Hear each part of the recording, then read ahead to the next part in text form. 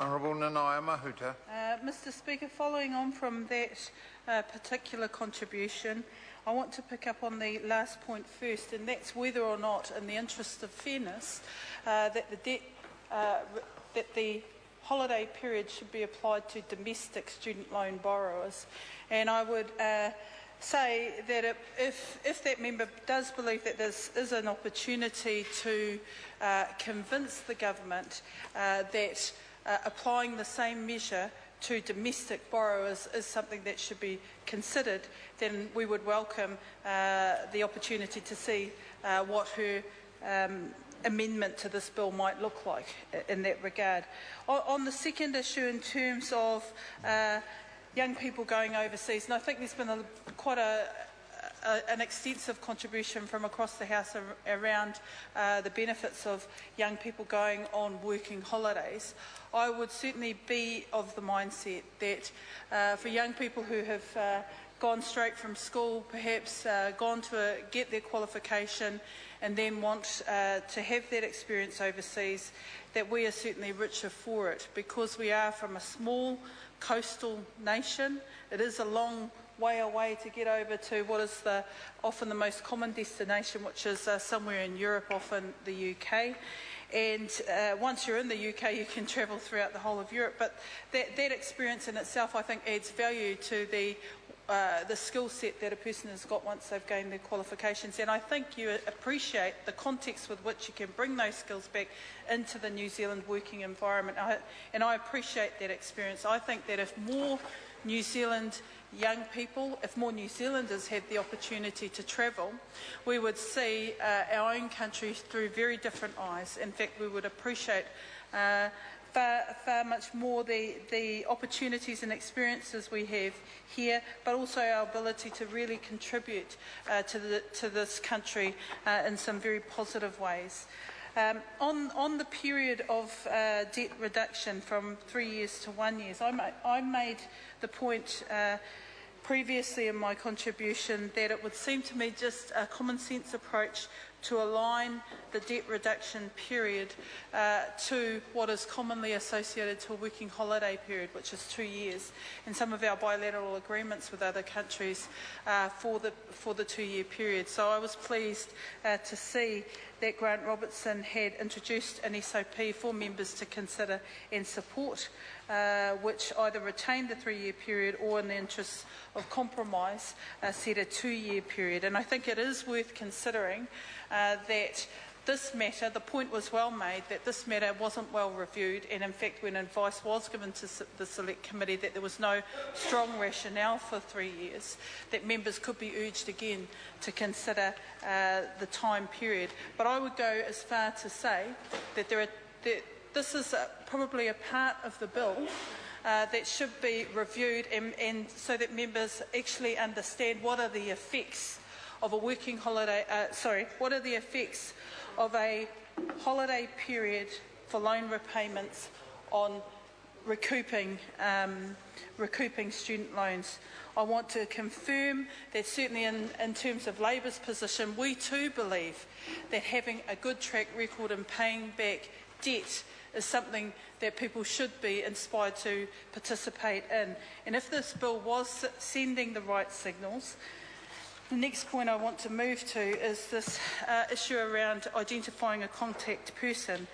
And I'd like the Minister to take a call on this and in the interest of clarification, maybe answer these questions. When a contact person is nominated by the borrower in the first instance, does the contact person have the opportunity to opt out? Because implicit in the bill is that the borrower has asked that the contact person if they can pass on those details. And in the frame of thinking of young borrowers, they could be putting their parents there and then they might not have asked their parents. That's probably the most relevant example in this situation. Now, for whatever reason, the contact person may choose not to be identified as the person that is to keep track of the borrower. But it's not entirely clear in the bill whether or not there is an opt-out provision in the first instance for the contact person to turn down the opportunity to be named. In the second instance, It seems to me, Mr Speaker, Honourable Mr Chair, Nanaia Mahuta. in the second instance, it seems to me that the intention of identifying a contact person is so that the Inland Revenue can keep tabs on the borrower for communication purposes, and I understand that, and I understand the importance of that. But it seems to me that if, for example, the need of Inland Revenue to capture more data or information on that borrower, you know, the contact person has to weigh up, well, I'm not sure if I have full consent to give more information or not, and how would they be treated if they don't give over more requirements of information. So I'll take you to the part of the bill that actually says that under the regulations, the loan manager can require that 16A1E any further information specified in regulation. So it appears to me that while there is specific information outlined in the bill that must be required, if there is any further information and the contact person is not sure whether or not they have the right, or whether or not there are privacy issues that are entailed, whether they should be in fact giving this information. And I think it is important for the Minister to clarify that particular issue. The other part that I'd like to point to is that if this is intended to give confidence to borrowers that by identifying a contact person, that this will ease for administrative purposes the repayment of loans or the capturing of data so that loans could be repaid, then Inland Revenue or the loan manager should be required to review the effectiveness of this particular clause and report on it in some shape or form. So I'd raise that as an issue for the Minister to consider, and whether or not it has been considered or he received advice on it, so that he could clarify whether by reviewing the effectiveness and efficiency of this clause that could continue to give confidence to people who want to repay loans but have confidence in the mechanism used to have a contact person identified and therefore make contact with the borrower. Mr Speaker, by and large there are a number of other aspects to this bill which I think have been well traversed, but in the first instance I really think that it's important for the Minister to respond to some of those key points because we still haven't had a satisfactory response to the setting of the date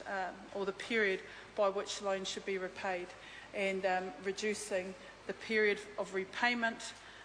for loans from 3 to 1 year. And that in itself is something that would require, I think, for the benefit of the House again, to clarify why the Minister, who initially supported 3 years, is now proposing 1 year. There is a simple amendment on the table from Grant Robertson that could be considered by members of the House, which I think is a common sense proposal and very pragmatic, and it does align with the working holiday period that people go overseas to align the holiday repayment period with the working holiday period that young people go overseas. Kia ora. Chris Hipkins.